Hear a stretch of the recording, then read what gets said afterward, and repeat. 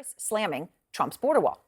But now, new Harris campaign ads actually showcase that very wall. As a border state prosecutor, she took on drug cartels and jailed gang members for smuggling weapons and drugs across the border. And on top of critical tweets, Harris also wrote in her 2019 book, quote, "There was a bigger reason to oppose the border wall. A useless wall on the southern border would be nothing more than a symbol, a monument standing in opposition to not just everything I value, but to the fundamental values upon which this country was built. How could I vote to build what would be little more than a monument designed to send the cold, hard message, keep out?" Well, K-File's Andrew Kaczynski joins me now. So, Andrew, I mean, you all have gone through, scoured an incredible amount of material.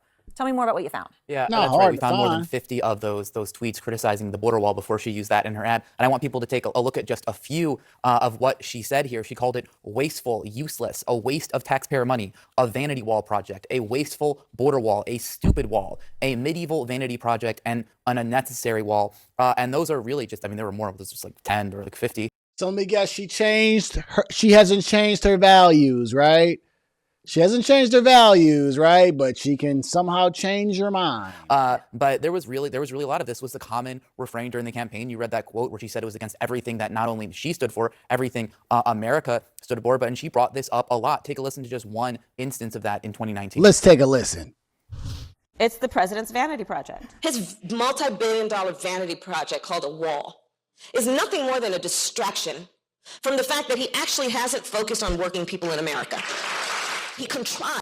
I can't wait for her to get the freaking talking at this debate. This lady is bad. A national crisis around his big distraction.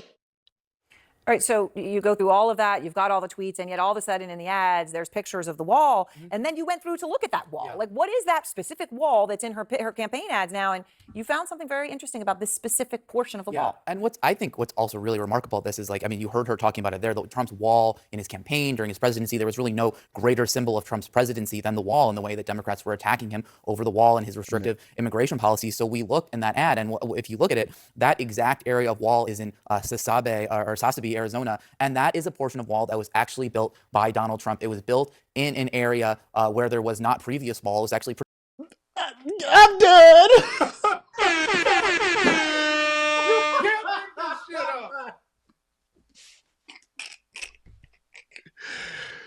Not you taking credit for somebody else's work.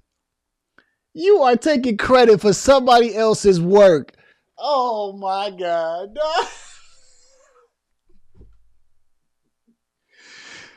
Not the 400 something miles that Donald Trump built that you trying to put in your ad. My God, bro.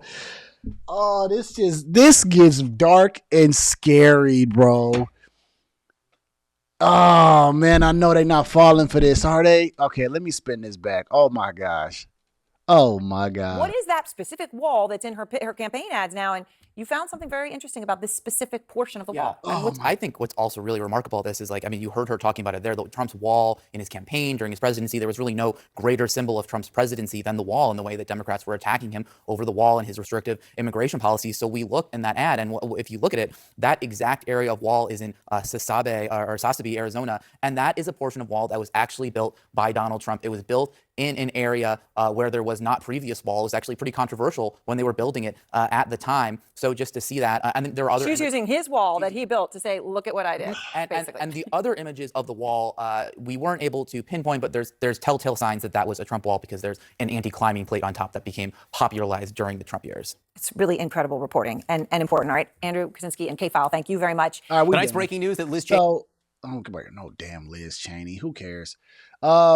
And then you know what they should have played, which I would have really appreciated, was also when Tim Walz. Well, we could find it, right? When Tim Walz had said that if Trump builds any more of the wall, he would get like a bulldozer and tear it down, right? So all of this is just a bunch of BS. So she knows that Trump's policies are good and they make sense, and that it's almost like they're waiting for the American people response to Trump's policies to then take. And this is the problem with putting your foot in your mouth like Kamala Harris, Because most people can now do a little bit of research to find out about what you said about these things, and it won't take that long. I am actually very, very surprised that CNN actually aired this, because this is stuff that they should continue to actually push. Sure, you can talk about her and y'all can hoop and holler about Kamala Harris all day like she's the second coming of Jesus. Fine. But also play this type of stuff so that people can actually be informed about her so they can make a decision. You can't just run Trump's slander campaigns all day long. Why don't you run a real story on Kamala Harris? And this is one of them. As much as this gentleman here, I'm sure it didn't take him too long to find these clips and put them together. It's all on the internet. You can do a quick search, compile a bunch of videos together, and then just create your segment. This lady has said so many things as of 3 and 4 years ago that you can pull up and see that she's totally against it right now. And they think that the American people are just dumb. They think the American folks are stupid. They were and we just covered this on the podcast earlier this week, where they were talking junk about Kamala Harris, saying she had a bad approval rating. She was bad for the Biden-Harris ticket. She's far left. All of the media stations were saying that. And I said I wanted to bring it up on my show just to bring it back to our remembrance, because they don't do segments like this, which they should do more often, so that we can understand who this person really is. They were talking junk about Kamala Harris. Approval rating low. Not likable. This woman is taking Trump's tax on tips that she voted on in the Inflation Reduction Act, which was tax on tips was in there.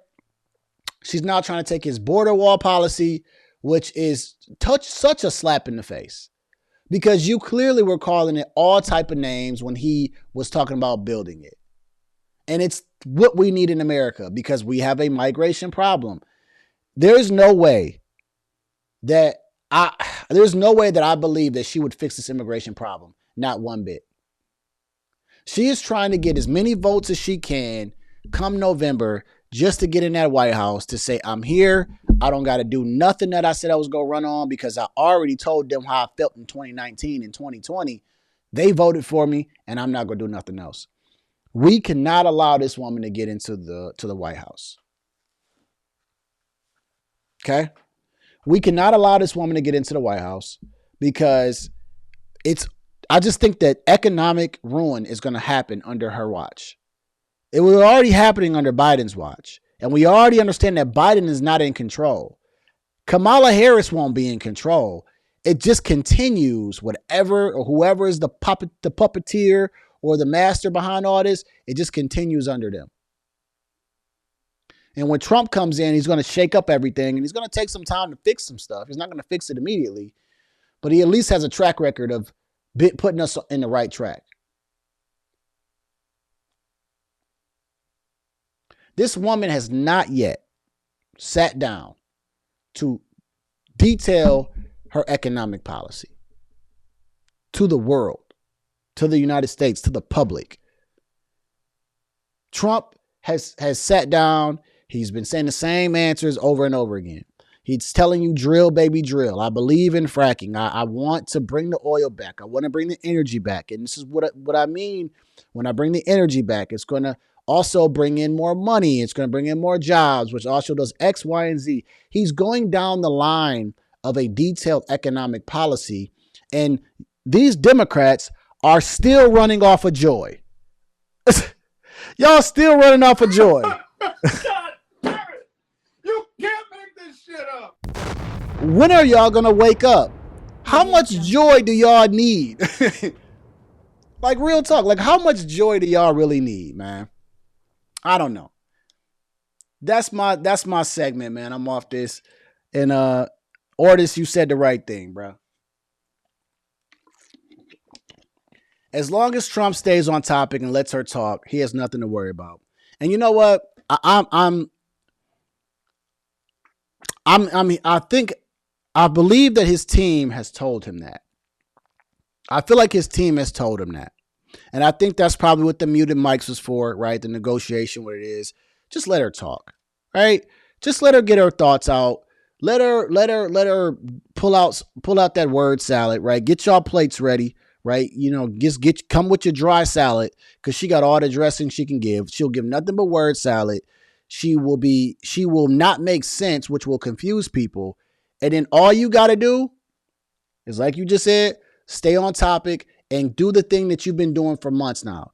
Talk about why we need to, bring energy back, right? What that does to prices, how you're going to fix this economy, all these things. They're going to ask you a few questions about January 6th. They're going to ask you questions about what you said. But what you need to do every single time they do that is just say, however, and then talk about the policies that will help America. That's all you got to do, right? Because I know ABC is going to try to do that and just every time just throw back on policy because she won't be able to answer those questions. She's going to contradict herself. This is the same lady that wanted freaking notes. She wanted notes. She got to remember what she lied about so that she can keep the lie going. This might be an exposing point. And again, I'm planning on trying to stream this thing because last time I tried to stream this freaking thing on CNN, it was a problem. But I think ABC should let me stream it. Who knows? I'm going to try to stream it. And I want to see this in live, in real time. And you know what the problem is? This is the only debate that we have on the schedule. So this is kind of all or nothing right now. Trump got us, like you said, stay on message. Trump, stay on message. Stay on message and let her talk because this is the only one that she's planning on doing. That's it. And I hope that Trump does well. I hope that he does, man. And that's that. The economy will be destroyed. Alta says the economy will be destroyed. But the real problem will be her continuing the disaster party foreign policies. And then what this world will look like in the next 5 to 10 years. Who's in control right now? Biden is a ghost. Harris is on the campaign trail, and Mike Johnson is nowhere to be found. Who is running this country? Well,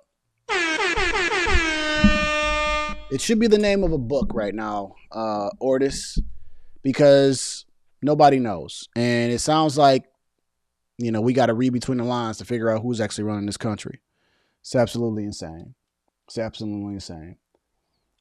He says, Alta, no disagreement there. I do not even want to imagine sitting in front of foreign leaders. Yeah, I wouldn't want to imagine her sitting down in front of foreign leaders either. It's actually the scenario that I paint to Democrats when I speak to them so that they can understand that it's a little, and another question that I'm going to phrase to them is, past the fact that you hate Trump and you may like Kamala Harris, this is a person that has to also be the leader of the military, right? They have to make decisions on behalf of the military. Not only do they need to talk to world leaders, there are a lot of decisions that they need to make other than the fact that you don't like them or you don't like what they said, right? So y'all got me cooking on here. Y'all got me at the 2-hour mark.